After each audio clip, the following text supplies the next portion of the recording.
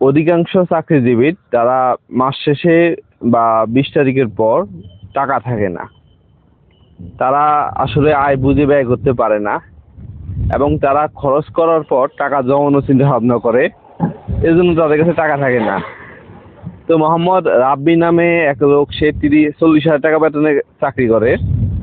তো মাস শেষে 20 তারিখের পর দেখা যেত কি তার কাছে টাকা থাকতো না এবং সে তার বন্ধু বান্ধব, আত্মীয় স্বজন, পাড়া প্রতিবেশী ওদের কাছে টাকা হাওলাত নিত এবং সে ক্রেডিট কার্ডও অনেক সময় ব্যবহার করত। সে বলে যে এখন তো খরচ করার বয়স, এই বয়সে খরচ করব নাকি বুড়া বয়সে খরচ করব? এখনই তো খরচ করার সময়, এখনই তো ইনকাম করার খাওয়ার সময়, খাওয়া দাওয়া করার সময়। তো যখন দেখা গেল যে তার একটা বিপদ হলো, একজন অ্যাক্সিডেন্ট করলো তার পরিবারে, এখন তার কাছে 1,00,000 টাকা দরকার। এখন সে তো নিজের প্রতি মাসে ইনকাম থেকে কিছু সঞ্চয় করতে পারে না, বরং ঋণের বোঝা তার কাঁধে নিতে হয়। তো এখন কারো কাছে টাকা চাচ্ছে, কারো কাছ থেকেই পায় নাই টাকা। কারো কাছে তো সবকিছু মিলে 10,000 টাকা ম্যানেজ করতে পেরেছে, আর কোনো টাকাই ম্যানেজ করতে পারেনি। যার কারণে তার একটা বিপদ হয়ে গেল।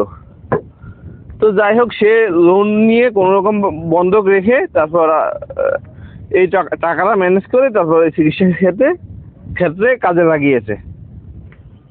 তো এখান থেকে আমরা শিখলাম কি?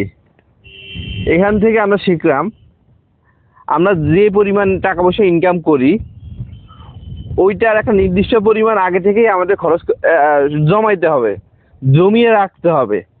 আপনি যদি প্রতিদিন বা প্রতি মাসে যদি সঞ্চয় না করেন বা ডিপিএস না করেন, আপনার কিন্তু বড় রকমের একটা বিপদ হয়ে যাবে সামনে। তো এখনই হচ্ছে আমাদের সঞ্চয় করার বয়স।